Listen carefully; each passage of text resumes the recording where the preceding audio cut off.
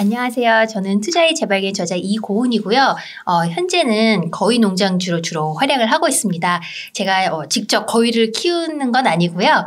제가 자산을 거위의 비유를 많이 하잖아요. 그래서 다양한 자산 거위를 키우고 관리하는 거위 농장주로 주로 활약을 하고 있고, 그 전에는 제가 한 10년 이상, 13년 정도 주식 애널리스트였습니다. 그래서 애널리스트를 하는 동안 쌓았던 그 경험들, 그리고 개인적으로 투자를 했던 것들을 이제 모아서 제가 책으로 발간을 했고, 그리고 유튜브나 이제 다른 매체를 통해서 이제 많은 분들께 알리려고 노력을 하고 있습니다. 아, 네. 그럼 지금은 파이어를 하신 건가요? 그렇죠. 아, 네. 주식 애널리스트 13년 하셨다고 했는데 책을 보니까 부동산도 많이 다루시더라고요.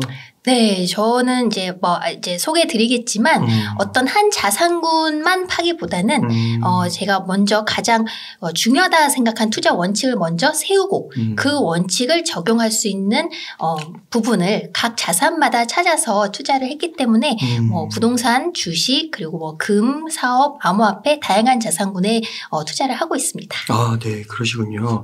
그러면은 먼저 주식에 대해서 한번 좀 여쭤볼게요. 요즘 주식시장을 보면서 좀 어떤 생각을 하시는지 궁금합니다. 저는 주식시장에 큰 관심이 없습니다. 왜냐면 물론 저도 이제 주식 투자한 비중이 있지만 주식 투자를 한 저의 어떤 그 기본 베이스는 주식 가격이 앞으로 오를까 내릴까 여기에 초점을 맞춰서 제가 주식을 투자한 것이 아니기 때문에, 물론 어느 정도 보고 있긴 합니다만 주식 가격이 떨어졌다고 해서 지나치게 슬퍼한다든지 이런 거는 별로 없고요. 저희가 이제 강조하는 투자 원칙에 따라 주식 투자를 하면 그렇게 가격 변동에는 그렇게 큰 구애를 받지 않는 것 같아요. 아, 그러세요? 제가 이제 지금으로는 제가 이제 궁극적으로 이제 생각하는 자산 배분의 이제 비중은 부동산 대략 3분의 1, 그리고 주식 3분의 1, 그리고 이제 기타 자산 3분의 1 이렇게 배분을 하려고 이제 목표를 세우고는 있는데, 아시다시피 최근에 이제 부동산 시장이 꽤 좋았기 때문에 그 비중이 조금 차이가 있습니다. 부동산 비중이 아무래도 좀 높지만 전 궁극적으로는 저의 이제 자산 거위 농장을 좀 균형감 있게 이제 분배를 해 나가려고 합니다. 아, 네. 그 기타 자산이라고 하면은 그건 뭐예요? 저는 암호자산도 있고요. 그리고 금 관련된 금도 있고, 그리고 사업 관련된 자산도 있습니다. 아, 네. 그럼 되게 궁금해지는데, 아까 그 주식에서 시장을 이런 걸 일일이 보지 않고 강조하는 원칙이 있다고 하셨어요. 네. 그 원칙이 뭐세요?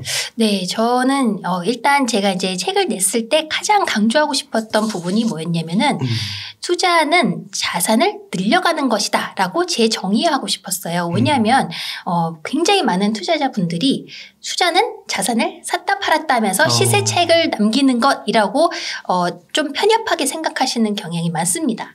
그건 틀린 말은 아니지만 투자의 굉장히 일부분만 바라보시는 거기 때문에 저는 좀 더 포괄적 투자는 자산을 늘려가는 거라고 말씀을 드리고 싶고, 그런 식으로 관점을 바라보면 자산을 늘려가야지 투자지, 자산을 계속 샀다 팔았다 하는 거는 좋은 투자가 안 될 수도 있기 때문에 좀 주의하셔야 되는 부분이라고 생각을 하고요. 그럼 자산을 늘려갈 때 그 자산을 어떻게 잘 늘려갈까?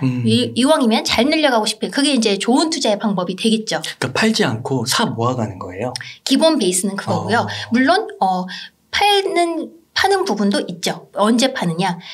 우리가 거위가 좋을 거라고 생각했는데 거위가 알고 보니 병들었어요. 비실비실해서 내 기대 수익률보다 잘 못 나오고 있다. 그러면은 팔 수도 있고, 아니면 이 거위가 잘 자라고 있는데 훨씬 더 좋은 자산이 나타났다. 그러면은 물론 매도하고 갈아탈 수도 있죠. 이 두 가지 원칙에 의해서만 저는 자산을 매도하고요. 괜히 좋은 자산을 사가지고 잘 이제 키우고 있는데 어느 날 가격이 급등할 수도 있잖아요. 그런다고 해서 저는 그 거위를 팔려고는 하지 않죠. 아, 그러세요. 그러니까 그 건강한 거위가 계속 잘 커갈 텐데 갑자기 가격이 옆집이 와가지고 이거 가격 2배, 3배 팔아라 그래도 안 판다는 거잖아요. 네, 왜냐면 예를 들어서 비트코인을 예로 들면 얼마 전에 또 비트코인 같은 경우는 가격 변동이 심하잖아요. 맞아요. 굉장히 가격이 많이 올랐다고 생각을 해서 내가 팔았는데 그 이후로 더 올라갈 수도 있잖아요. 그러면은 되게 배가 아프겠죠. 예를 들어서 네. 이제 우리가 압구정 현대아파트를 분양을 받았어요. 그런데 이게 어느 정도 잘 올랐기 때문에 나는 이제 많이 올랐으니까 팔자 해서 팠는데 그 이후로 계속해서 쭉 가격은 오르고 있지 않아요? 그 가치가 계속해서 상승하고 있기 때문에 그럴 경우에는 중간에 섣불리 판다기보다는 그로 인해서 계속해서 장기 보유하고 있는 게 훨씬 더 좋은 투자가 될 수 있는 거죠. 그래서 그런 투자를 놓치지 않기 위해서 저는 자산의 거의의 상태가 좋다면 그러면은 매도할 이유가 없고 꾸준히 보유하고 있는 게 좋은 투자라고 생각을 해요. 그러면 약간 그 시세 차익보다는 뭐 현금 흐름이나 뭐 수익형 뭐 이런 쪽으로 봐야 되는 건가요? 제가 이제 그 책에서 또 강조한 부분이 이제 현금 흐름에 집중하자. 가격에만 우리가 너무 지나치게 이제 집중하고 있는데 진짜 중요한 건 현금 흐름이다라고 말씀을 드립니다. 현금 흐름에는 3가지 종류가 있습니다. 저희가 현금 흐름에 집중하세요라고 말씀드리면 대부분의 사람들이 현금 흐름 그럼 wor세 같은 것, 배당주 같은 것, 수익률이 너무 낮잖아요. 이렇게 맞아요. 말씀하신 분이 많아요. 그런데 현금 흐름은 그것만이 전부가 아니죠. 현금 흐름은 3가지가 있는데 첫 번째는 그런 말씀하신 것처럼 거의가 직접적으로 낳는 황금알, 배당주의 배당, 그런 월세, 부동산이 가져오는 월세 이런 것들이 이제 첫 번째 현금 흐름을 만들고요. 그리고 두 번째 현금 흐름은 자산 거위가 쭉 커서 우리가 굉장히 훌륭한 거위가 됐을 때 이걸 매도하고 현금을 얻는 거예요. 그러니까 이게 이제 모두가 생각하는 시세 차익. 이것도 이제 당연히 현금 흐름이죠.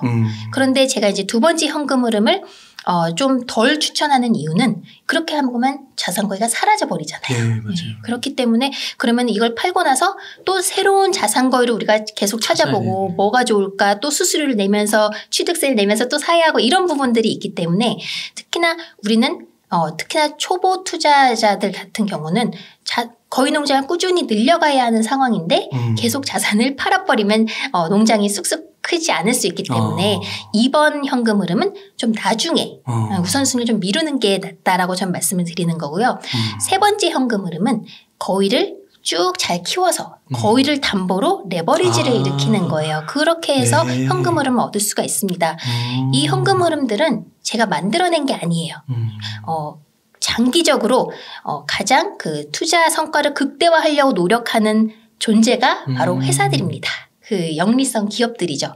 기업체들이 현금 흐름을 이렇게 3가지 종류로 보고 있고 법인들의 회사들이 만드는 재무제표 중 하나가 현금 흐름표. 이 3가지 소스로 현금 흐름을 어떻게 관리해 왔는지를 분기별로 작성해서 발표를 합니다. 그러면 기업들이 이 3가지 현금을 자유롭게 다양하게 쓰면서 자신들의 장기적인 어떤 성과를 극대화하려고 하는데 개인 투자자들은 두 번째 현금 흐름만 주구장창 관리한다는 거죠. 그렇구나. 그래서 1번, 2번, 3번 자신의 상황이나 시장의 상황에 맞게 좀 더 다양하게 쓸 수 있도록 노력하는 게 훨씬 더 유리하다고 봅니다. 그렇구나. 이게 현금 흐름이 또 이렇게 3가지로 나눠볼 수 있다는 게 되게 특별하네요. 이게 그러면 그 회사 차원에서는 이렇게 3가지를 활용해서 현금 흐름을 만드는데 개인 투자자들도 이거를 3개 측면으로 활용을 할 수 있나요? 그럼요. 그래서 저 같은 경우는 일단 다양한 자산을 투자를 하고 있고 그럼 부동산으로 말씀을 드리면 부동산을 갖고 있으면서 제가 만약 월세 수익을 받는다라고 하면은 그거는 첫 번째 현금 흐름을 가져오는 자산 거위가 되는 거고요. 그런데 그게 부동산이 가격이 좀 높아져서 내가 더 좋은 투자처가 있으니까 이걸 팔아서 현금화해서 이쪽으로 옮겨가야겠다라고 했을 땐 팔아서 두 번째 현금 흐름을 충분히 얻을 수가 있고요. 아니면 이게 내가 굉장히 싸게 샀는데 부동산 가격이 굉장히 많이 올랐습니다. 그러면은 이걸 담보로 저희가 주택담보대출이라든지 뭐 어떤 담보대출을 받을 수가 있잖아요. 그거를 또 받아서 저희가 또 좋은 투자를 할 수 있고 이런 식으로 제가 아까도 말씀드렸지만 이번 현금 흐름도 분명히 우리가 쓸 수 있는 무기이지만 이왕이면 좋은 자산 우리가 잘 샀다면 자산을 보유하면서 다양한 현금 흐름을 계속 만들어나는 게 투자의 장기적인 성과에서 유리하기 때문에 이왕이면 1번, 3번 현금 흐름에 좀 더 집중하는 게 여러분들의 좀 장기적인 성과에 도움이 되지 않을까 합니다. 와, 이게 팔지 않는다라는 생각이 아까 그 200%, 300% 오르더라도 팔지 않고 그 거위가 잘만 크고 있으면 그대로 둔다. 네. 그게 200%, 300%라고 생각하니까 와, 이게 정말 그 마음가짐이 달라지네요. 저희가 이제 특히 최근 같은 경우는 통화량이 굉장히 많이 풀리면서 어떤 화폐의 가치가 떨어진다. 이거를 걱정하시는 분들이 많잖아요. 근데 좋은 자산을 조기에 샀다면 이걸 유지하면서 그로 인해서 현금 흐름까지 만들 수 있는데 우리가 굳이 지금 가치가 하락할 걸로 걱정하는 화폐로 맞바꿀 이유는 별로 없다고 생각해요. 물론 그런 게 필요한 경우도 있겠지만 이왕이면 자산을 보유하도록 노력하는 것. 그렇기 때문에 특히 이제 주식 업계에서 이런 말이 있죠. 뭐 매도가 예술이다라고 하는 것. 근데 저는 그거에 좀 동의하지 않는 편이에요. 매도는 네. 오히려 쉬운 거예요. 그냥 해버리면 되는 거잖아요. 그런데 보유가 예술이죠. 예. 자산을 장기 보유하는 것. 좋은 자산을 장기 보유하는 게 사실 좀 더 어려운 상황, 어려운 일일 수 있지만 그만큼 더 보람된 일이라고 생각합니다. 그러면 이제 주식 분야에서는 그 성장주 같은 것보다는 뭐 배당주나 뭐 가치주나 뭐 이런 거를 좀 더 선호하는 건가요? 제가 이제 앞서서 이제 투자란 자산을 늘려가는 것이라고 말씀을 드렸고 특히나 좋은 투자의 방법은 일단 우리가 자산을 늘려가는 거니까 이것은 자산인가? 여기서 출발해야겠죠. 자산인가? 자산이야. 그러면 자산의 가치를 평가하고 싸게 사서 현금 흐름을 일으키며 보유하는 것. 이게 제가 생각하는 좋은 투자의 방법입니다. 제가 다양한 어떤 개인적인 투자 경험을 통해서 그리고 또 애널리스트로서 일했던 그런 경험을 통해서 제가 좀 핵심적으로 축약을 한 것이고요. 이 좋은 투자의 방법을 저는 부동산에, 주식에, 뭐 금, 암호화폐, 다양한 자산군에 적용할 수 있도록 노력을 합니다. 그래서 주식 부분에서 어떻게 그 좋은 투자 방법을 적용할 수 있을까라고 생각을 하면 이게 좋은 자산인가라고 생각이 되면 이제 한번 판단을 해야겠지만 자산을 가치 평가하는 부분이 현금 흐름이 그러니까 배당이 나오면 좀 더 쉬워요. 성장주, 예를 들어서 테슬라, 뭐 이 아마존, 지금으로 보면 굉장한 것 같지만 초기 상태는 굉장히 투자자들 사이에서도 굉장히 좀 의견이 분분한 것들이 많잖아요. 그거는 우리가 딱 어떤 이제 현금 흐름이 없기 때문에 배당이라든지 어떤 안정된 매출 상황이라든지 이런 것들이 아직 존재하지 않는 초기 상황의 성장주들은 가치 평가하기가 사실 어려워요. 상대적으로. 반면 좀 안정된 배당 성향을 꾸준히 보여주는 좀 안정된 좀 장기화된 그런 기업들의 경우에는 배당이 꾸준히 나온다면 저희는 마치 그 부동산에서 월세가 얼마면은 이건 몇 퍼센트 수익률짜리야 이런 식으로 좀 더 손쉽게 가치 평가를 할 수가 있습니다. 그러면 그 가치 평가를 해서 조금 더 싸게 사는 게 좀 더 유리한 기준 우리가 이게 싸게 사는지 판단할 수 있는 기준이 어느 정도 세워지기도 하고요.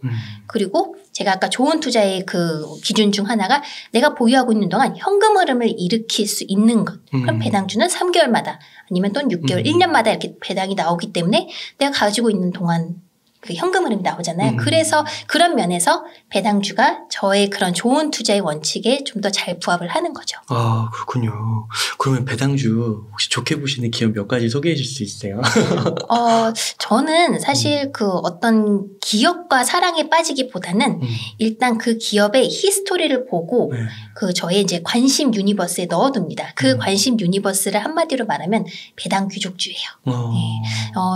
저는 국내 주식보다는 미국 주식의 비중이 훨씬 크고요. 사실 국내 주식은 거의 없습니다. 그리고 미국 그 주식의 대부분은 배당 귀족주입니다. 배당 귀족주는 뭐 여러분 아시는 분 계시겠지만 최소한 25년 이상 한 해도 빠지지 않고 배당을 전년보다 더 많이 준 회사들이에요. 네, 엄청나네요. 네. 그래서 그 배당 귀족주들은 어느 정도 저에게 신뢰를 주는 거죠. 25년 이상. 동결도 아니고 무조건 전년도 대비 더 많이 준 회사. 그래서 그렇구나. 제가 아까 말씀드렸던 좋은 투자의 원칙에 잘 부합할 수 있어요. 그러면 만약에 1년만 그거를 떨어지거나 유지가 되면 그 배당 귀족주 리스트에서 탈락되는 거예요? 맞습니다. 네. 이거를 되게 쉬워요. 구글이나 뭐 이런 검색해보시면 배당 귀족주 리스트 그러면 60몇 개가 매년도 나오거든요. 그러면 저는 그 중에서 그 주가가 좀 떨어져서 저평가로 되어 있는 보이는 그 기업들을 그때그때 사는 거지 꼭 어떤 특정 기업을 좋아하기 때문에 뭐 기다리고 있다 사고 이러진 않아요. 아, 그러세요. 네, 그러면은 만약에 지금 이렇게 막 변동성이 큰 이런 상황에서도 그런 배당 귀족주 같은 그런 기업들이 보이나요? 리스트가 나오고요. 이거는 이제 보통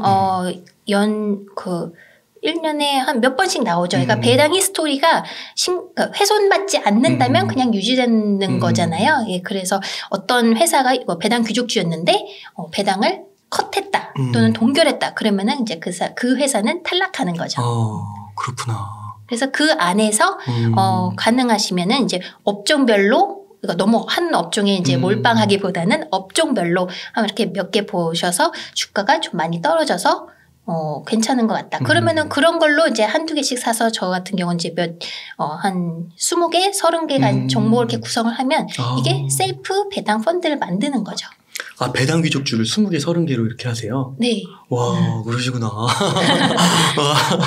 그러니까 그 종목 관리하는데 힘들지 않으세요? 20개, 30개. 근데 그 종목 관리하는 게 힘들면 안 돼요. 왜냐면 제가 배당주에 투자하는 이유는, 저는 아까 말씀드린 이제 그 현금 흐름 3가지 중에서 마지막 3번째 현금 흐름도 굉장히 중요시합니다. 그게 뭐였냐면은 레버리지를 일으키는 거예요. 담보로. 예, 근데 그거는 이제 그 자본 레버리지, 우리가 흔히 생각하는 레버리지이지만 제가 또 굉장히 중요하게 생각하는 건 시간 레버리지 효과입니다. 예. 시간 레버리지? 시간 레버리지 효과는 뭐냐면 우리가 돈 관련된 레버리지는 대출, 하지만 시간 레버리지는 내 시간을 아껴주는 존재인 거예요. 그러니까 레버리지 자체는 지렛대라는 뜻이잖아요. 네. 그렇기 때문에 그냥 자본 레버리지는 대출과 같이 내 돈을 많이 넣지 않아도 나를 도와준 다른 타인의 돈이 되고 시간 레버리지는 내 시간을 많이 넣지 않아도 타인의 시간이나 내 시간을 많이 넣지 않아도 충분한 현금 흐름을 얻을 수 있도록 도와주는 존재를 말하는 거예요. 네. 그래서 저 같은 경우 그 주식에 투자하는 어떤 핵심 근거가 뭐냐면 주식은 시간 레버리지 효과가 높다. 반면 부동산은 시간 레버리지 효과가 낮습니다. 막 임장 가고. 네, 임장 가고 또 계약서 쓸 때도 웬만하면 가야 하고 물론 좀 그렇게 시간이 많이 부서지기 때문에 그렇기 때문에 직장인들이 조금 어려워하는 부분도 분명히 있죠. 그런데 부동산 같은 경우는 자본 레버리지를 활용하기가 좀 더 쉽기 때문에 그렇기 때문에 레버리지를 넣었을 때 투자 수익률이 높기가 쉽죠. 반면 주식은 자본 레버를 쓰기가 쉽지 않아요. 예, 우리가 신용 같은 걸 쓰면은 조금 리스크가 크기 때문에 하지만 대신에 시간 레버리지를 쓰기 굉장히 좋죠. 그냥 어디 가지 않고도 책상에서 좀 검색하고 공부해서 핸드폰으로 주문할 수 있으니까. 그렇기 때문에 저는 주식은 시간 레버리지를 담당하는 자산이기 때문에 제가 애널리스트 출신이긴 하지만 어떠한 기업체를 너무 막 분석해가지고 막 이러면은 시간을 너무 많이 뺏기기 쉽고 그렇다고 해서 수익률이 잘 나오는 것도 아니에요. 그렇기 때문에 저는 그 배당을 믿을 수 있는 배당 귀족주 중에서 저평가된 주식들을 하나둘씩 그냥 돈 있을 때 사모으는 거지 평소에는 제가 그쪽에 거의 시간을 투입하지 않습니다. 그러면 배당 귀족주에서 저평가 여부는 어떻게 평가를 해요? 이거는 이제 조금 복잡하게 들릴 수가 있는데 25년 이상이 이제 최소 조건이잖아요. 네. 배당을 늘려온 거를. 근데 사실 이제 배당 귀족주로 저는 이제 제안했지만 더 50년 60년 이상 배당을 꾸준히 늘려온 회사들도 있어요. 네. 그런 회사들 같은 경우는 너무나 뭐랄까 배당 행태가 안정적으로 유지되었기 때문에 앞으로도 그렇게 안정적으로 유지될 가능성을 제가 엑셀로 추세선을 그리면 그렇게 거의 100%에 가까운 확률로 그 추세선을 그려줍니다. 엑셀이. 그러면은 그거 대비해서 예전에 얘가 이런 배당 행태를 보였을 때 가격이 어느 수준에서 거래되었다 이렇게 보고 만약 그 가격이 현재 주가가 그 가격대에서 좀 많이 떨어져 있다. 그러면은 저는 이제 매수 기회로 판단할 수 있죠. 그러니까 이게 배당 귀족주가 배당을 계속 늘려갔으니까 그리고 그게 1년, 2년이 아니라 25년이니까 거의 이게 지수가 우상향한다라는 그런 전제랑 비슷하게 얘는 그렇죠. 그냥 우상향한다고 하는 거고 그래서 역사적 히스토리를 이렇게 해서 그 갭이 있을 때 저평가로 판단해서 산다는 거군요. 네네. 야, 이거 되게 되게 좀 이렇게 말씀을 듣는데 마음이 되게 편해지네요. 네, 주식 투자가 좀 이렇게 쉬워지는 것 같기도 네, 하고요. 그래서 저는 주식 투자가 당연히 말씀하신 것처럼 마음 편하게 해야 한다고 생각해요. 그게 그 주식 투자의 본질인 거예요. 우리가 시간 안 뺏기고 너무 신경 쓰지 않고도 안정적인 현금 흐름을 얻기 위함이기 때문에 저는 마음 편하게 하고 있습니다. 아니 그 13년 동안 그 어떻게 보면은 증권계에 계셨는데 이런 말씀을 하시는 분들 별로 없는 것 같아요. 네. 그래서 그만두신 건가요? 사실 이제 제가 있던 주식 업계에 수많은 그런 이제 전문가들이 있고 굉장히 똑똑하신 분들이고 그분들이 거의 24시간을 투입해서 엄청나게 분석을 하시잖아요. 그럼에도 불구하고 가격을 예측하고 매번 맞춘다? 굉장히 어려운 일입니다. 하물며 그쪽에 종사하지 않는 분들이 그렇게 한다는 거는 불가능한 거예요. 그렇기 때문에 그렇게까지 할 필요가 있을까? 그러니까 거기서 이제 우리가 투자를 할 때 항상 투자의 가성비, 인풋 대비 아웃풋을 생각하는 것처럼 우리의 시간도 굉장히 소중한 우리의 핵심 자산이기 때문에 인풋 대비 아웃풋을 생각을 하면 저는 저희 이제 다양한 원칙들을 이렇게 고려를 했을 때 이런 결론에 도달했습니다. 그러면 그 애널리스트 생활을 하실 때 이런 투자법을 계속 좀 유지하시다가 네. 어느 정도 이제 자산이 쌓여서 은퇴를 하실 수 있으셨던 건가요? 네. 물론 이제 제가 주식만 한 거는 아니고 아까 말씀드린 것처럼 다양한 자산군에 투자를 했지만 결국에는 똑같은 방법이에요. 자산을 가치 평가해서 싸게 사도록 노력하고 현금 흐름을 일으키며 보유하면서 계속 조금씩 현금 흐름 나오면 저의 이제 그 당시에는 이제 노동소득이 있었죠. 근로소득과 합해서 조금 더 늘려가고 물론 저도 처음에는 시행착오를 많이 겪었죠. 하지만 결국에 이 원칙을 따라서 한 10년 이상 하다 보니까 저는 이제 은퇴를 고려할 수 있는 그 시작점은 내 자산, 시간 자산 외에 돈 자산들이 나에게 가져다 준 현금 흐름이 생활비 이상이다? 그러면은 은퇴를 생각해 볼 수가 있죠. 은퇴, 그러면은, 저에게 어떤 의식주 해결만을 위한 생업이 아니라 이제 어느 정도 조금 더 자유롭게 그럼 나는 나의 시간을 어떻게 쓸 것인가? 를 좀 더 본인이 결정을 할 수 있는 그 출발점이 되는 것 같아요. 그렇구나. 이게 그 지난주에 한 부동산 그 좀 부자이신 분이 오셨는데 그분도 그런 비슷한 얘기를 하신 게 그분은 수익형 부동산만 하시더라고요. 근데 그 이유가 강남 아파트 한 채 뭐 30억 있어도 은퇴를 할 수가 없다고 그런 분들이 상담을 많이 받으러 오시네요. 맞아요. 에이. 근데 이제 지방에 수익형으로 깔아두니까 그렇게 한 채 막 30억 이런 건 없지만 은퇴를 빨리 하실 수 있었다고. 결국 그분도 이제 현금 흐름을 강조하신 거죠. 저도 완전히 동의를 합니다. 그러니까 말씀하신 대로 우리 예전에는 뭐 10년 안에 10억 만들기 이런 게 유행하기도 했는데 그런 투자 목표를 자산 규모로 세울 게 아니라 내가 그 시간을 쓰지 않고도 월 얼마 내가 최소한 필요한 생활비 이상 이런 식으로 그 세팅을 해두면 일단 내가 좀 더 자유로워진 데 큰 도움이 되죠. 그러니까 얼핏 들으면 이게 좀 느릴 것 같은데 막 2배, 3배 오르는 그런 성장주의 물결을 타가지고 한 번에 팔아서 목돈을 뭔가 져야 부자가 빨리 될 수 있을 것 같은데 그런 현금흐름 배당 귀족주 투자를 통해서도 그런 파이어의 길에 이룰 수 있다는 거잖아요. 네. 대표님께서 증명을 하신 거고.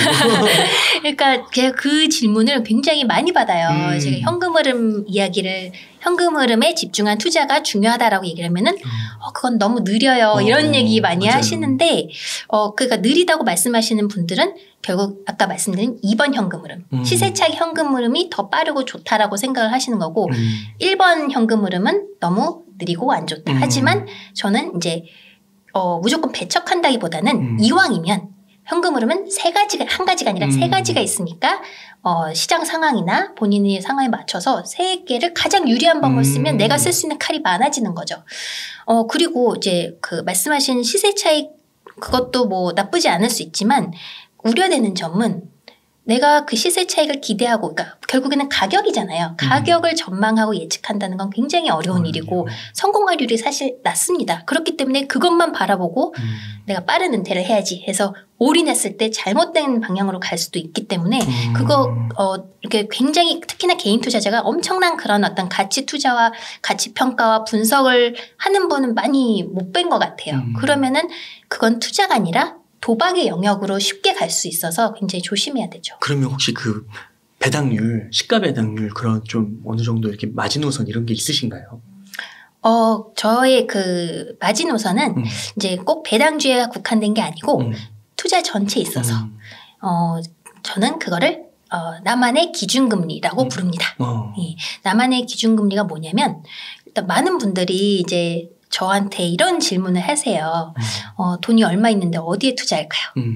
근데 그거는 어떤 말이냐면은 저 지금 출발하는 저 기차에 탈까요 말까요?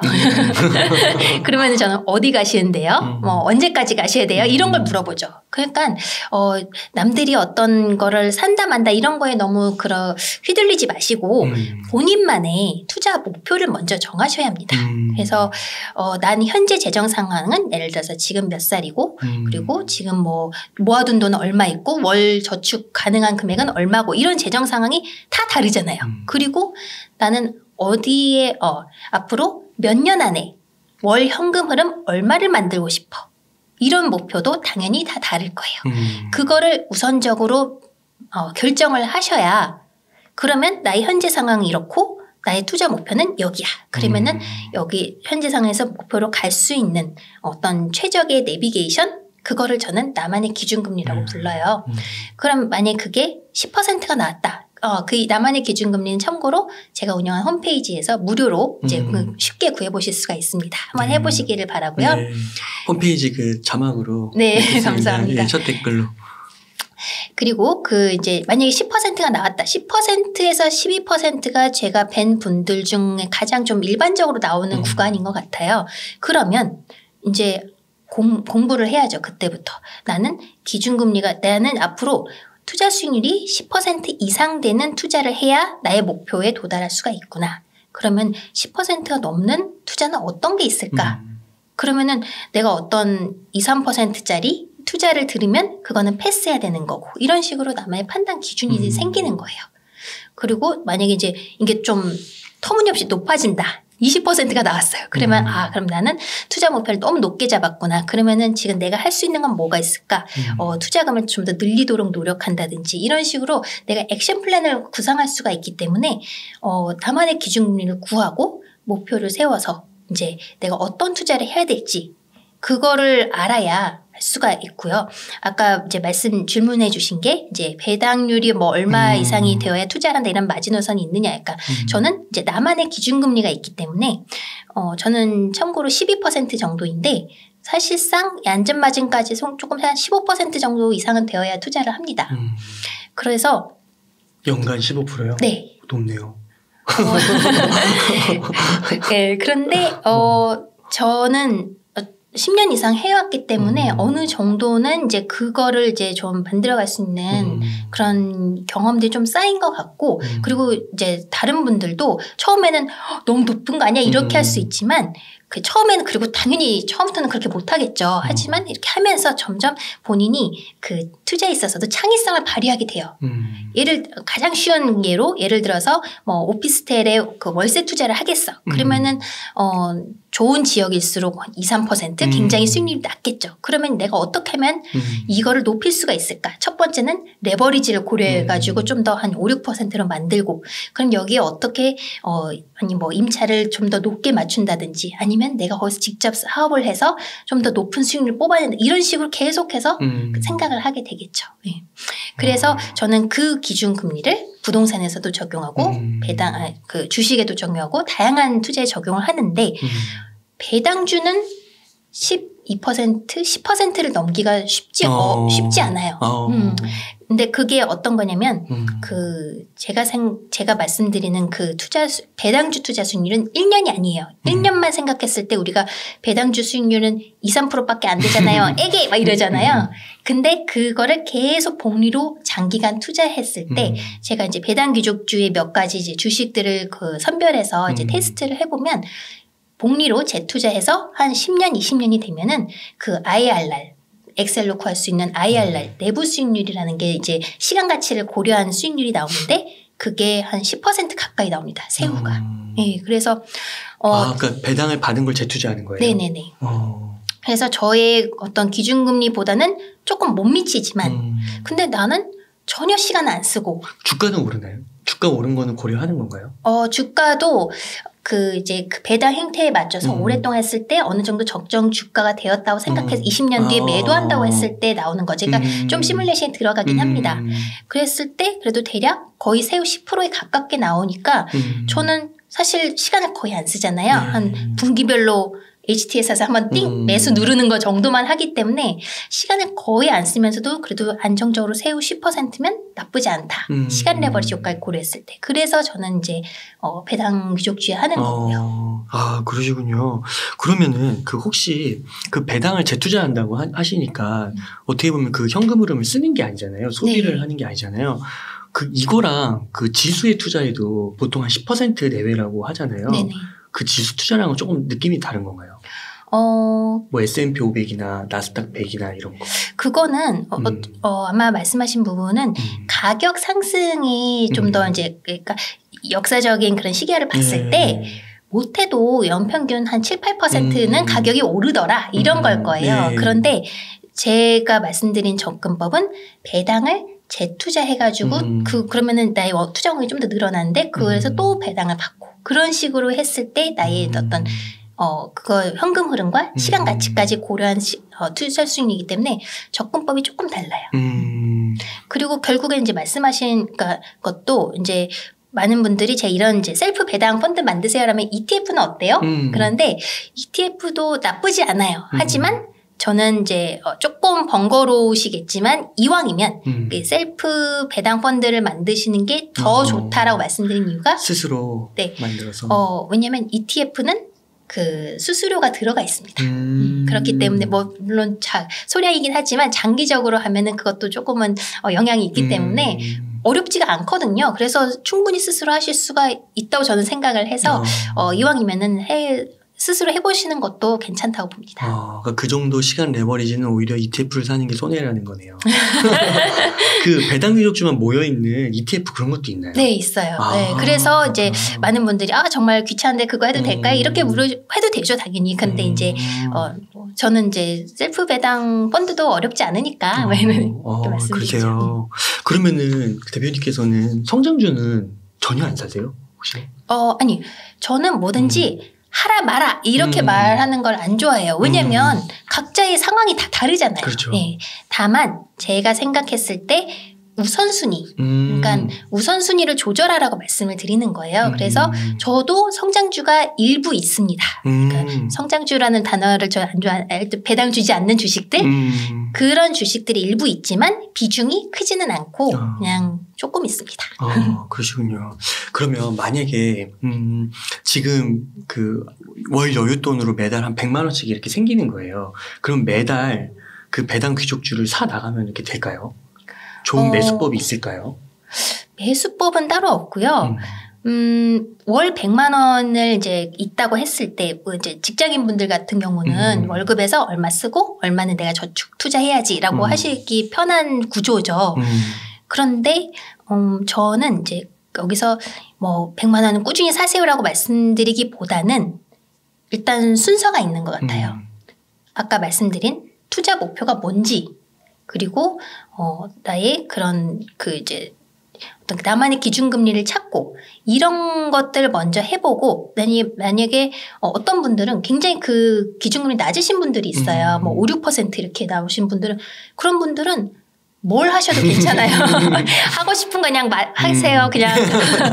그러면 그분들은 이제 그냥 말씀하신 대로 마음 편하게 배당 귀족주만 쭉 사셔도 충분합니다. 하지만 만약 그게 아니라 좀 더 높게 나왔다. 그러면은 배당주로만은 조금 아쉬울 수 있죠. 그럴 경우에는 나는 이 기준금리를 맞추기 위해서 좀 더 투자성이 높은 자산군과 자산 투자 방법을 찾아야지라고 그때부터 공부하시면서 하는 거예요. 그러니까 주식 같은 경우는 그 소액으로 할 수 있기 때문에 내가 뭐 50만 원, 100만 원밖에 없어라고 했을 때 쑥쑥 넣기가 좋죠. 하지만 너무 그렇게 서두를 필요 없어요. 물론 투자에서 시간이 중요하긴 한데 그렇다고 해서 뭐 몇 개월 느려진다고 해서 뭐 큰 지장이 있는 건 아니기 때문에 저는 차라리 당장에 이제 특히 뭐 내가 이제 취업했어. 앞으로 100만 원씩 할 수 있어. 이런 상황이었을 때 당장 하기보다는 아까 말씀드린 대로 원칙부터 공부를 하면서 그러면서 조금 좀 이렇게 종잣돈을 좀 더 모아가지고 모아서. 왜냐면은 만약에 나는 기준금리가 조금 더 높아서 주식보다는 부동산을 해야겠다라고 한다면 부동산 투자도 굉장히 다양하지만 그 안에서 제 원칙을 적용할 수 있는 건 전세 레버리지 투자라는 게 있거든요. 그걸 하려면은 소액으로 시작한다 해도 1,000-2,000만 원 정도가 필요하기 때문에 그런 상황일 수도 있기 때문에 일단은 종잣돈 1,000-2,000을 모아가고 오면서 내가 어떤 투자를 할 것인가를 연구하는 게 낫지 않을까 생각해요. 우선은 1,000-2,000까지는 한번 모아보고 그 다음에 주식을 할 건지 부동산을 네, 할 건지 네. 그렇게 한번.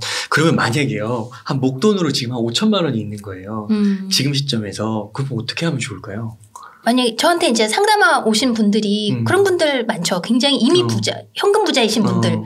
이거 어떻게 해요? 근데 전 그거 갖고 제가 뭐 하세요 이렇게 말씀드리기보다 왜냐면 우리는 다 투자자고 평생 투자를 해야 되는데 제 말만 듣고 뭐 어떻게 하는 건 그렇잖아요. 그렇기 때문에 똑같은 프로세스입니다. 나만의 기준금리를 구해서 만약에 그분들이 5-6%만 나오면 돼요. 그런 상황이라면 그럼 맘 편하게 배당규직주 투자하셔도 되고요. 좀 더 공격적으로 하시고 싶으면 좀 더 높은 그거 하셔도 되고요. 라고 말씀드리고 기준금리에 따라서 모든 게 다 달라져요. 그러니까 누구에게나 추천할 수 있는 거는 없는 것 같아요. 그러시군요. 그러면 지금 시점에서 우선은 그거부터 한번 여쭤볼게요. 그러면은 아까 암호화폐도 투자를 하신다고 하셔가지고 암호화폐도 뭐 비트코인이나 이더리움 이런 대장주로 분류되는 그런 거 위주로 좀 이렇게 모아가시는 건가요? 그렇다고 볼 수 있습니다. 언제부터 이렇게 암호화폐 투자를 하셨어요?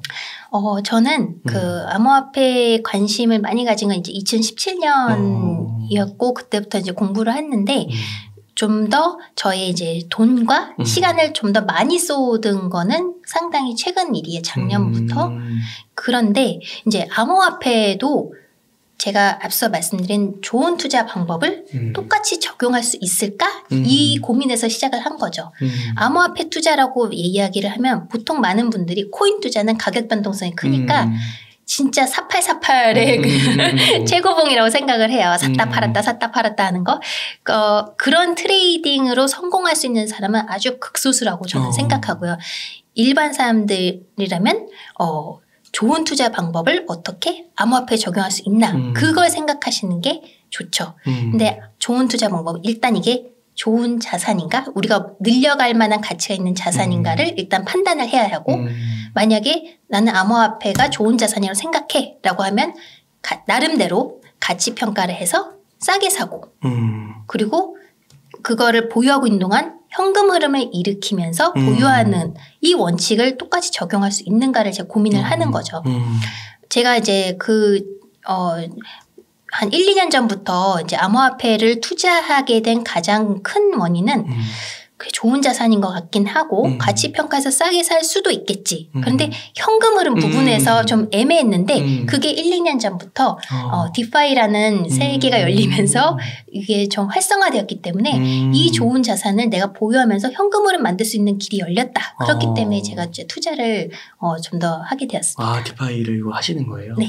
그렇구나. 이거 좀 리스크를 좀 높게 보시는, 암호화폐는 투자는 하더라도 디파이는 또 못 믿겠다 하시는 분들도 좀 있으시더라고요. 근데 그거는 공부를 하면 확신이 생기는 거죠. 네, 그거는 이제 뭐든지 마찬가지일 거예요. 우리가 이제 큰 생각 없이 원화로 월급을 받아서 원화로 된 부동산 또는 원화 주식을 삽니다. 그건 무슨 뜻일까요? 나는 이 원화가 작용하고 있는 대한민국이라는 시스템을 믿는다는 뜻이에요. 대한민국이라는 이 체제가 앞으로도 계속 영속할 걸로 믿기 때문에 나는 여기에 투자를 한다. 똑같은 믿음을 그 가상세계에도 적용할 수 있어야 해요. 그거에 대한 전혀 어떤 그런 지식이 없고 하는 분들은 그런 어떤 도깨비 장난 같은 이렇게 말씀하실 수 있는데 그런 분들은 당연히 믿음과 확신이 없으니까 투자하시면 안 되고 본인이 봤을 때 이건 자산으로서 가치가 있는지를 판단할 줄 안다면 그 다음부터는 이제 디파이를 안 믿으시면 투자 안 하시는 게 맞죠. 아 그렇군요. 네. 그 암호화폐 투자에 대해서 이렇게 오시는 기관 투자자분들이 인터뷰를 해보니까 어떤 분은 부정적으로 얘기하시고 어떤 분은 긍정적으로 얘기하시더라고요. 그 대표님께서 보실 때는 긍정적이니까 투자를 하시는 건데 좀 이렇게 시대가 2017년부터 하셨으니까 그때랑 지금이랑 좀 비교했을 때 이게 분위기가 좀 많이 바뀌었나요? 그 분위기는 사실 그 가격에 따라서 대중들의 관심이 왔다 갔다 하는 거는 항상 맞는 것 같아요. 그런데 이제 결국에는 되게 많은 사람들이 좀 의견이 이제 분분한 이유가 암호화폐, 암호자산의 가치가 어디에 있느냐 이게 사실 근본적인 그런 원인인 것 같거든요. 근데 이제 그 가치가 어디에서 비롯된다라는 거를 스스로 찾을 수 있어야 그 자산의 가치를 이제 인정을 하는 건데 제가 찾은 거는 블록체인이라는 블록체인 기술입니다. 그래서 블록체인 기술을 보면은 블록체인 기술로 인해서 탈중앙화가 가능하고 그리고 가장 중요하다고 저는 보는 게 나의 소유권이 인정된다는 거예요. 우리가 인터넷을 많이 쓰지만 인터넷 안에서 나의 소유권이 인정받기 되게 어렵잖아요. 컨트롤 C, 컨트롤 V 하는데 끝나는 거예요. 그런데 블록체인으로 인해서 그게 가능해진다면 그럼 거기서 신용을 기반으로 해서 엄청난 경제와 시장이 커질 거라고 저는 커지고 있고 그렇게 저는 미래를 보고 있는 거죠. 아, 그렇군요. 그러니까 이 기관 투자자들도 어떻게 보면 이게 의견이 갈리는 게 그 분야에 대해서 뭐 공부를 해봤을 수도 있죠. 그리고 부정적으로 된 걸 수도 있는데 아무튼 이렇게 공부를 하고 알아가면서 이제 확신을 얻고 투자를 하는 거죠. 네. 그리고 제가 여기서 또 한 가지 말씀드리고 싶은 거는 저희 이제 투자 원칙 계속해서 말씀드리잖아요.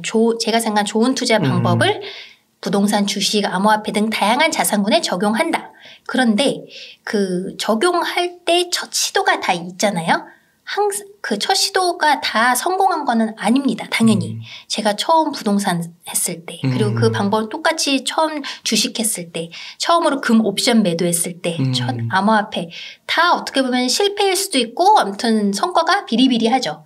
그런데 여기서 안 되는구나 이렇게 하고 그냥 접는 게 아니라 왜 안 됐지? 하면서 그거를 보완하려고 하니까 이제 점차 거기에 또 경험과 이제 어떤 지식이 쌓여가서 또 저의 이제 자산이 되는 거죠. 그렇기 때문에 제가 이제 다양한 자산을 말씀을 드리지만 여러분들이 또 중요한 거 공부 당연히 중요하고 내가 이제 실패해도 괜찮은 금액으로 조금씩 그 시도를 해보는 것도 중요한 것 같아요. 실행을 해봐야 그 공부와 실천을 병행했을 때 사실 그게 진짜 나의 것이 되기가 쉽잖아요. 그래서 저는 이제 특히나 이제 암호자산 같은 경우는 이거를 어떻게 사는지조차도 잘 모르시는 분들이 많고 이제 어려워하시는 분들이 당연히 많죠. 그러니까 당연히 그 기본적인 지식들은 공부하셔야겠지만 그 소액으로 이제 그 경험해 보시는 것도 저는 좋은 투자라고 생각을 해요. 아, 네. 와, 이렇게 말씀을 듣다 보니까 진짜 그 투자의 원칙이 많은 분들이 얘기하는 것과 좀 다른 것 같아요. 많은 분들이 이제 얘기하는 거는 말씀하신 대로 좀 시세 차익 그리고 이렇게 10배 주식 이런 걸 찾아서 언제 또 매도할 것인가 그 타이밍을 좀 알려고 하는 것 같고 책에 보니까 또 이렇게 정말 써주셨더라고요. 제가 이거 한번 읽어보면은 책을 통해 다음에 3가지 핵심 메시지를 전하고 싶다. 첫째, 투자의 핵심은 시세 차익에 의존하는 것이 아니라 현금 흐름이 만들어지는 자산을 모아가는 데 있다. 둘째, 자본 레버리지뿐만 아니라 시간 레버리지 또한 투자의 고려 요소다. 셋째, 나만의 투자 기준금리를 세우고 그에 맞는 실전 투자법을 꾸준히 실행해야 한다. 그러면 요 두 번째에서 이제 레버리지 하면은 보통 이제 부동산 얘기 많이 하잖아요. 네. 그리고 책에서도 부동산을 좀 많이 할애해 주셨더라고요. 네. 혹시 부동산 투자는 어떻게 좀 하고 계신지. 네. 부동산, 그러니까 주식도 마찬가지지만 부동산도 그 부동산에는 카테고리 안에 굉장히 다양한 투자 방법과 투자 자산이 있죠. 부동산이라고 해서 다들 아파트만 하는 게 아니라 뭐 주거용도 있고 뭐 상가 수익형도 하시는 분도 있고 뭐 토지할 수도 있고 빌딩할 수도 있고 그리고 각 투자 방법도 되게 다양해요. 하지만 저는 이제 이 좋은 투자 방법 핵심 원칙을 적용할 수 있는 방법이 그 안에서 뭘까를 고민해서 이제 찾은 게 전세 레버리지 투자입니다. 이제 이거는 말 그대로 전세금을 레버리지해서 이제 그 주거용 아파트를 사는 거죠. 그래서 여러분이 흔히 알고 계시는 갭 투자와 굉장히 비슷합니다. 초기의 세팅 과정은 똑같죠. 매매가와 전세가 그 갭만큼 내가 지불하고 전세를 끼고 아파트를 산다. 여기는 완전 똑같은데 제가 굳이 이제 용어를 조금 다르게 사용해서 설명을 드리는 이유는 그 이후의 운용 방식이 조금 다른 것 같아요. 갭 투자를 한다고 하면은 일반적으로 한 1년, 2년 좀 단기적으로 이제 보유하면서 매매가가 오르면 내가 매도해서 단기 시세 차익을 얻는데 주 목적이 있다고 생각을 하고, 전세 레버리지 투자는 아까 제가 말씀드린 세 가지 현금 흐름 중에서 세 번째 현금 흐름, 내가 산 그 거위가 가치가 쭉 자라면 그에 대한 담보로 레버리지 일으키는 거죠. 그래서 더 대출을 받는 거죠? 네. 이 경우엔 대출을 받는 게 아니라 전세금을 올리는 거죠. 아, 네. 그래서 내가 좋은 입지의 아파트를 싸게 샀어요. 아, 매매가가 올라가니까. 네. 매매가와 전세가가 올라가면서 전세가가 꾸준히 올라가면은 저희는 그만큼 전세금 보증금을 이렇게 올리면서 제가 이제 시뮬레이션 했을 때 이제 지금은 2년에 한 번 올릴 때 계약갱신 청구권을 쓰면 5%만 올리는 거잖아요. 그럼 그거 너무 작지 않냐 이러지만 그 정도로만 해도 그 장기적으로 그게 쌓이면 굉장히 훌륭한 성과가 됩니다. 그렇기 때문에 저도 원래 이 투자를 시작할 때 5% 내외만 그 기준으로 삼고 시작을 한 거고요. 그렇기 때문에 이 전세 레버리지 투자가 처음에 제가 말씀드린 좋은 투자 방법, 이건 자산인가? 그래서 이제 시작을 해서 가치 평가를 해서 싸게 사도록 노력하고, 이거는 싸게 산다는 거는 매매가와 전세가가 둘 다 저평가되었을 때 싸게 사고, 그리고 전세 그 보증금을 2년마다 올리니까 현금 흐름이 2년마다 나오고 이러면서 그걸 보유하는 거죠. 아, 보유하는 거구나. 그러면은 그게 그런 경우도 있나요? 그 전세가 레버리지도 전세금 올려가지고 레버리지를 얻을 수도 있지만 매매가에서도 올려서 은행에 가서 아파트값 이만큼 올랐으니까 대출 더 받는다. 그것도 가능하죠. 그것도 네, 가능하고. 그래서 말씀하신 대로 매매가가 지금 최근에 많이 올랐잖아요. 매매가가 많이 오르면은 전세 임차인이 있을 때 그 후순위 대출을 그 은행에 가가지고 또 추가적으로 레버리지를 일으킬 수도 있어요. 아, 그렇게 하는. 그러면 이게 전세금을 올려서, 근데 이게 지금은 좀 안 되죠. 왜냐면은 규제가 좀 심하니까 이게 주택을 늘려가기가 쉽지 않지 않나요? 제가 생각한 지금 현재 상황의 가장 큰 문제점은 물론 규제도 있지만 더 큰 문제점은 매매가와 전세가가 동시에 저평가된 지역이 거의 없다는 거예요. 다 올랐군요. 이미 올랐기 때문에. 그래서 지금 사실 좋은 투자 방법을 얘기했을 때 제가 항상 싸게 사고를 이야기하잖아요. 싸게 사기가 굉장히 어려운 시장 상황이다라고 생각을 합니다. 그러니까 그러면 막 이렇게 서울 수도권과 지방이 좀 사이클이 다르다고도 얘기하잖아요. 근데 지방도 아직 그렇게 찾기가 좀 어려워요. 네, 지방도 다 많이 올랐습니다. 그렇군요. 그래서 싸게 산다. 싸다는 기준이 뭘까라고 이제 생각을 해보면, 그냥 뭐 전년도 대비 더 싼 건가? 이런 가격 시계열이 싸다는 거를 설명하는 게 아니라, 결국엔 부동산 같이 좀 비중 있는 재화고, 그리고 또 전세금은 우리가 정말 실제로 실거주의 가치를 위해서 저희가 이제 내는 돈이기 때문에 실생과 굉장히 밀접하게 연관이 돼 있죠. 그래서 통화량과 굉장히 우리 장기 시계열을 분석해 봤을 때 통화량하고 굉장히 비슷하게 움직여요. 근데 아시다시피 최근에 통화량이 시중에 많이 풀렸기 때문에 그만큼 좀 많이 올라갔고, 예, 그래서 제가 봤을 때 저평가의 지역을 지금 찾기는 굉장히 어렵다고 보고 있어요. 그래요. 그러니까 책에 보니까 서울, 부산, 인천, 대구, 대전, 수원, 울산, 용인, 창원 등등등에서 굉장히 50만 인구 이상 되는 도시들을 뒤에 다 분석을 해주셨더라고요. 근데 이제 그때보다 조금 이제 책 나온 게 한 1-6개월, 1년 넘었죠. 네, 그러니까 그렇게 되니까 이게 이제 찾기가 어려워지게 된 거죠. 그동안 많이 올라서. 그럼 이렇게 좀 올랐을 때는 무리하게 부동산 투자를 막 이렇게 어렵게 막 연구 공부해가지고 찾기보다는 아까 말씀해주신 뭐 주식에서 저평가 그런 부분으로 좀 눈을 돌려서 네. 다른 자산군에서 네. 투자를 하는 것도 그렇죠. 네, 저도 그러니까 어느 한 자산군만을 고집할 이유가 없다라고 생각을 하고 말씀하신 대로 부동산에서 저평가된 자산을 찾기 어려워서 나만의 기준금리를 충족시키기 어렵다면 당연히 다음 자산군으로 넘어가서 찾아야죠. 아, 그러시군요. 그 혹시 책에서 그 50만 인구 이상을 좀 이렇게 해주셨는데 분석해 주셨는데 유튜브에 보면은 10만, 20만 소도시도 되게 많이 나오더라고요, 요즘에. 그 소도시 그 50만 이하 그거를 좀 안 다루시는 이유는 있으세요? 그러니까 그런 다른 유튜브에서 어떤 목적인지는 모르지만 저는 어쨌든 전세 레버리지 투자를 기준으로 말씀을 드리는 거잖아요. 그러니까 전세 레버리지 투자가 성공하려면 가장 중요한 거는 전세가가 꾸준히 올라야 합니다. 만약에 전세가가 굉장히 고점일 때 내가 사서 2년 뒤에 역전세 나서 떨어지고 이렇게 되면 나는 현금흐름을 얻기는커녕 2년마다 현금흐름을 토해내야 하는 상황이 굉장히 좀 실패한 투자가 역전세. 되는 거죠. 예, 그렇기 때문에 제가 이제 인구 50만 이상의 도시가 이제 전국에 한 24개 정도 되는데 그거에 초점 맞춘 이유는 인구가 그만큼 많으면은 임차 수요가 안정적이기 때문이에요. 근데 말씀하신 대로 10만, 20만 그러니까 도시가 작아질수록 임차 수요가 좀 불안정할 가능성이 높겠죠. 그래서 저가 하는 전세 레버리지 투자의 목적에는 그러니까 좀 리스크가 클 수 있다라고 말씀드립니다. 이것도 안 파는 거군요. 네. 안 팔고 계속 모아가는. 네, 결국에는 안 팔기 위해서는 내가 리스크를 잘 관리해야죠. 그러면 예를 들어 50만 이상이긴 한데 예를 들어 60만이에요. 근데 이게 매년 인구가 줄고 있는 50만 이상의 도시가 있는 거예요. 그런 데가 있나요? 없나요? 이 지방은 인구가 줄고 있다고 그래서.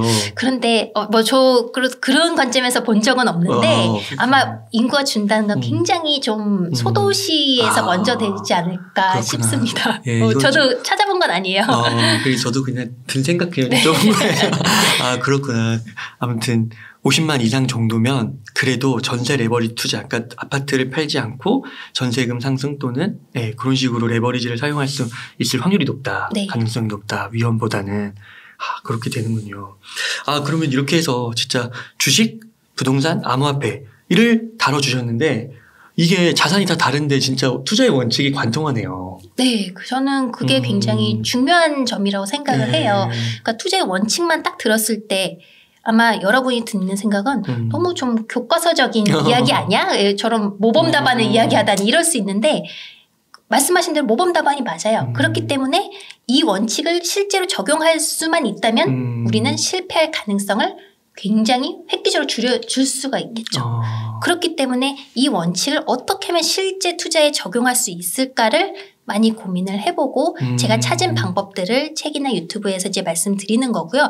제가 찾은 방법들이 당연히 전부가 아닐 거예요. 여러분들 상황에서 또 이를 이렇게 적용하면 이 원칙을 적용할 수 있는 투자가 되지 않을까 이런 것들이 많을 겁니다. 그래서 제가 사실 정말 바라는 거는 이 전국의 수많은 거위농장주 분들이 각자의 그런 이 원칙을 잘 적용할 수 있는 투자 방법을 만들어내셔서 또는 찾으셔서 저에게 알려주시는 거죠. 그렇군요.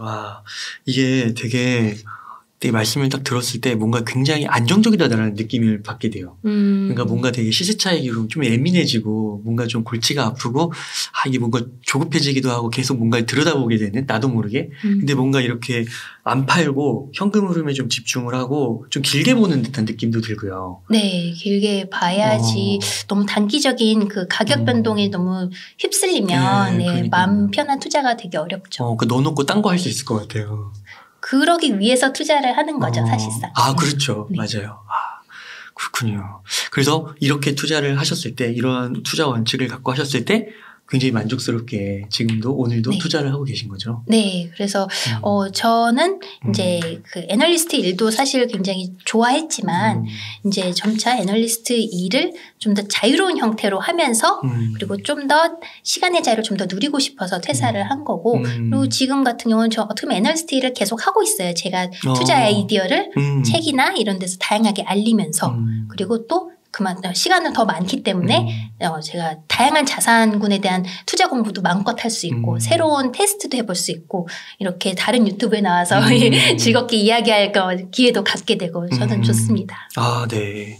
예, 대표님 그러면 이렇게 해서 정말 그 투자의 원칙 3가지 그리고 책의 3가지 핵심 메시지 이렇게 좀 전달해 주셨는데 시청자분들께서 오늘 되게 이 말씀을 들으면서 대표님 말씀을 들으면서 많은 걸 느끼셨을 것 같아요. 그리고 색다른 메시지다 이런 것도 느끼셨을 것 같은데 투자의 재발견 이 책을 통해서 더 자세히 알아보시면 더 큰 도움 받지 않을까 생각이 들고 끝으로 대표님 시청자분들께 해주고 싶으신 말씀 강조하고 싶으신 말씀 있다면 좀 부탁드리겠습니다. 제가 오늘 말씀드린 그 좋은 투자의 방법 그리고 좋은 투자의 방법을 이제 각 분야별 자산으로 적용하는 방법을 말씀을 드렸는데요. 저는 이 좋은 투자의 방법에 대해서 큰 확신을 가지고 있습니다. 이 투자 방법을 따르면 저는 누구나 원하는 만큼의 어떤 자유를 이룰 수 있다고 생각을 하고요. 그리고 저도 실제로 실천을 해서 제가 원하는 자유를 누리고 있습니다. 그런데 제가 이 말씀드리는 이 방법을 적용하기 가장 어려운 부분이 뭐냐면 바로 꾸준히 하는 거예요. 작심삼일이란 말이 있잖아요. 그래서 다이어트도 그렇고 영어 공부도 그렇고 제가 소개하는 투자를 꾸준히 실행하면은 저는 반드시 성공할 수 있다고 저는 생각을 하는데 꾸준히 하는 게 가장 어려운 부분이죠. 그래서 당연히 여러분들도 이제 중간에 흔들리실 거고 하다가 이제 의심마귀가 들 거예요. 이게 맞나? 누구는 이렇게 해서 대박을 터뜨렸다는데 이런 건데 그만큼의 어떤 본인 스스로 확신을 가져야지만 꾸준히 실행할 수 있기 때문에 저는 이 부분 제가 말씀드린 부분을 잘 곰씹어서 이제 한번 생각을 해보시고 그리고 반드시 그 시행착오를 겪으시더라도 꾸준히 실행을 했으면 좋겠습니다. 제가 오늘 말씀 안 드린 부분 중 하나가 자연상수 의 법칙이 있는데요. 그거는 제가 만들어낸 게 아니라 꾸준히 하면 된다. 이거는 누구나 할 수 있는 말이지만 자연상수의 법칙을 보면은 자연의 원리가 꾸준히 올바른 방향으로만 하면 내가 생각했던 것보다 더 큰 성과로 돌아온다는 법칙이에요. 네. 그렇기 때문에 제 말을 믿는 게 아니라 그런 자연의 법칙을 믿으시고 꾸준히 실행할 조금 당연히 처음에는 성과가 미덥지 않을 수 있죠. 하지만 그럼에도 불구하고 꾸준히 하셔서 여러분들이 원하는 자유를 이루시기를 바랍니다. 아, 네. 대표님 감사합니다. 긴 시간 동안 유익한 인사이트 많이 나누셔서 감사의 말씀 드립니다. 그러면 제가 마지막 멘트 하도록 하겠습니다. 이렇게 해서 오늘은 이렇게 해서 투자의 재발견의 저자이신 이고은 대표님을 모시고 이야기를 나눠봤습니다. 긴 시간 동안 유익한 인사이트 많이 나눠주셔서 감사의 말씀 드립니다. 오늘 고생 많으셨습니다. 맞습니다.